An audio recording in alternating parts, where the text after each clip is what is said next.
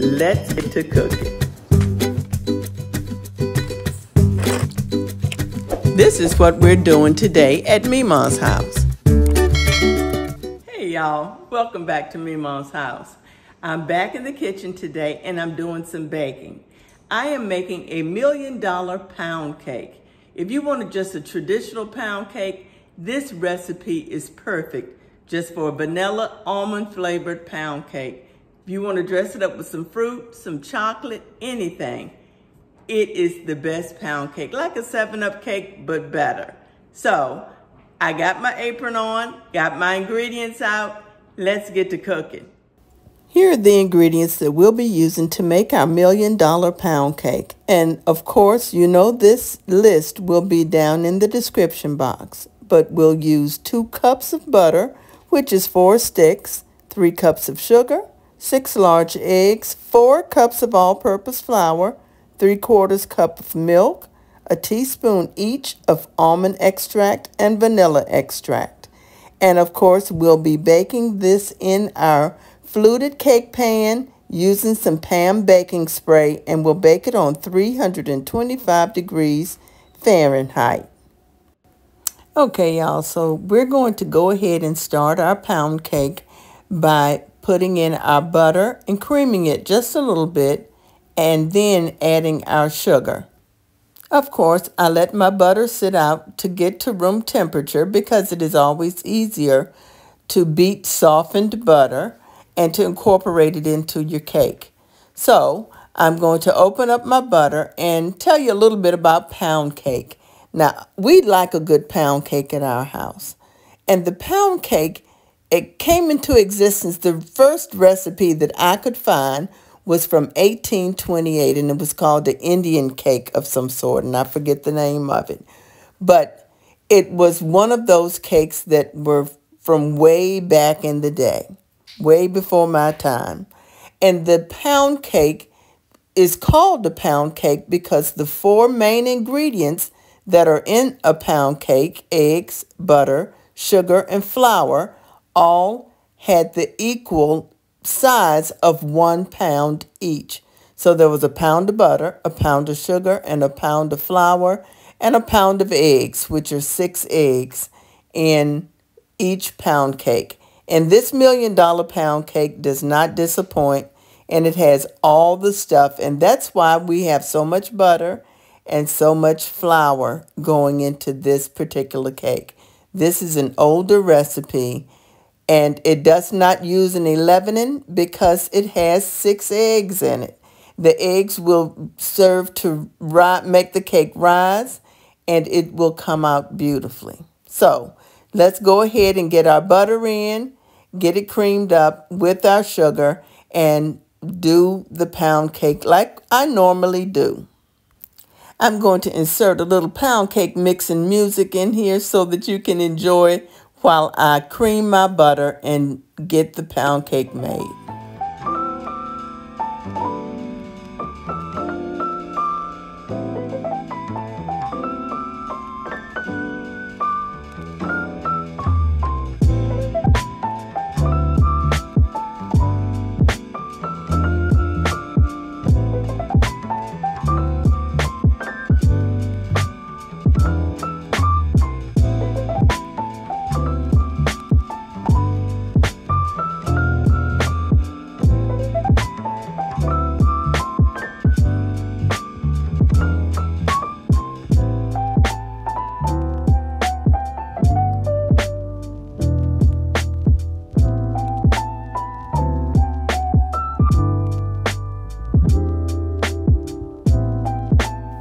Now, you know when the butter and sugar becomes lighter in color and the granules, you can't hear it on the bottom of your mixing bowl, you know that it's creamed well.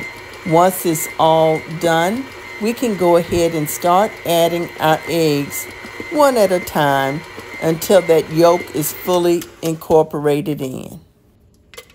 But first I have to scrape down my bowl, and then we'll crack some eggs and get them in one at a time.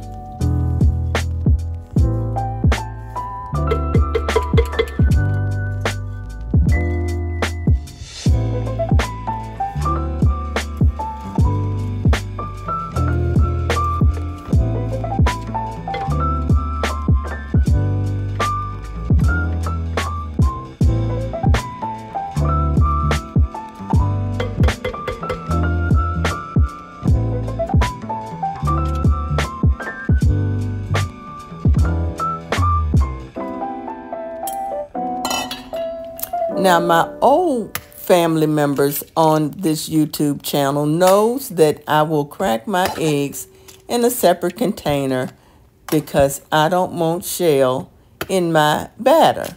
So here we go, cracking our eggs in a separate container so that I can look to make sure that there are no shells getting in there to get into my batter. So here's some egg cracking music.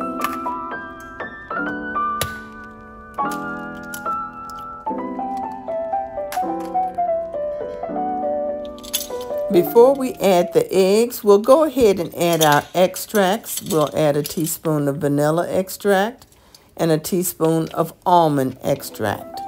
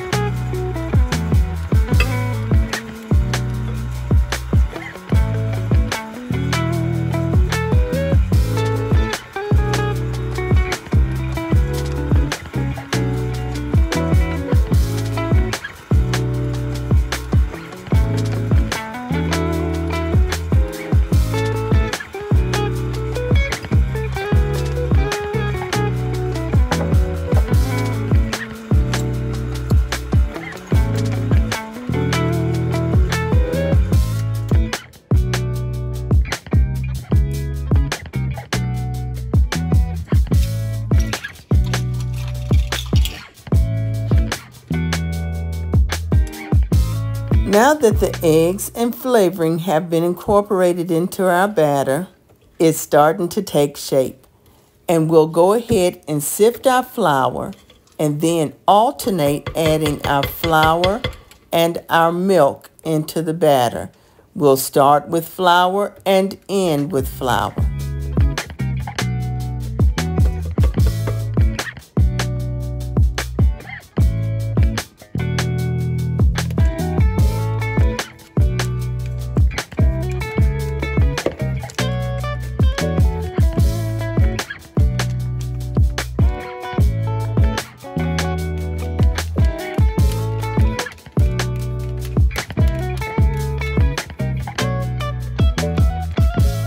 You'll notice that I have two separate containers of flour. The first container is in my sifter, and that holds 3 cups of flour.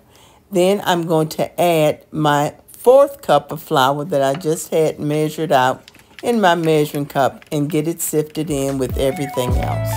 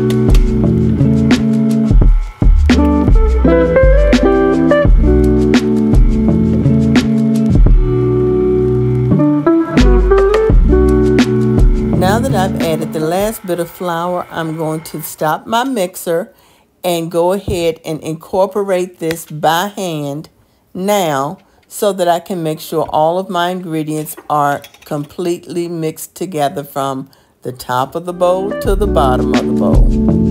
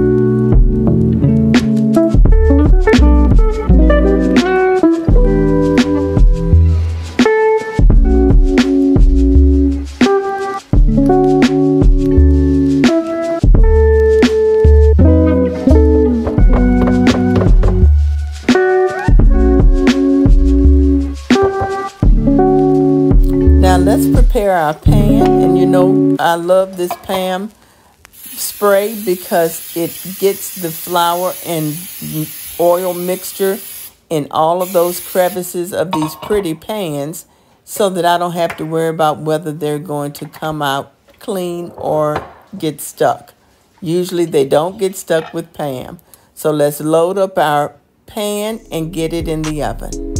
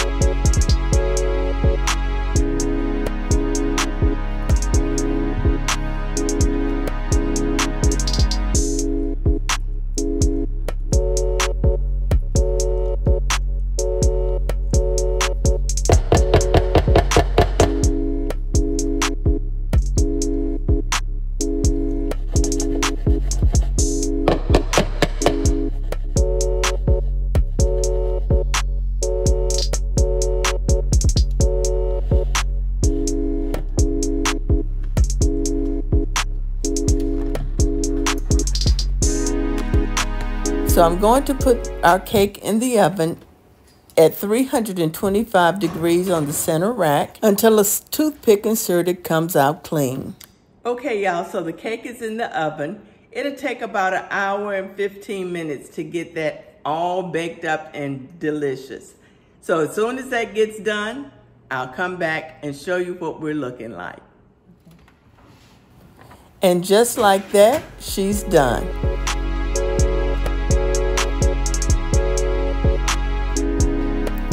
The cake has cooled for about 15 minutes in the pan. Now it's time for me to flip it over and get it on the cake plate. And then we'll let it cool for another 30 minutes or so before we cut it.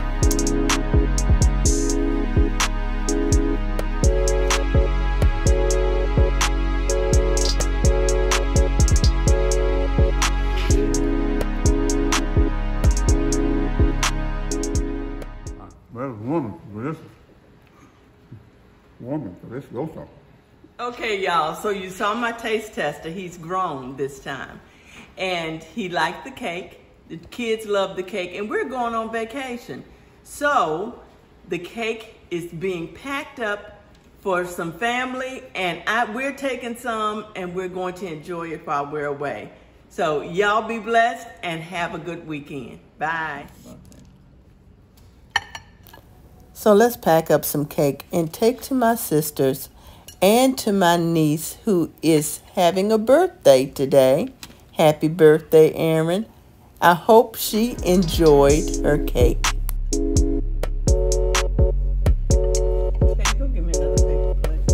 Thank y'all so much for watching the video.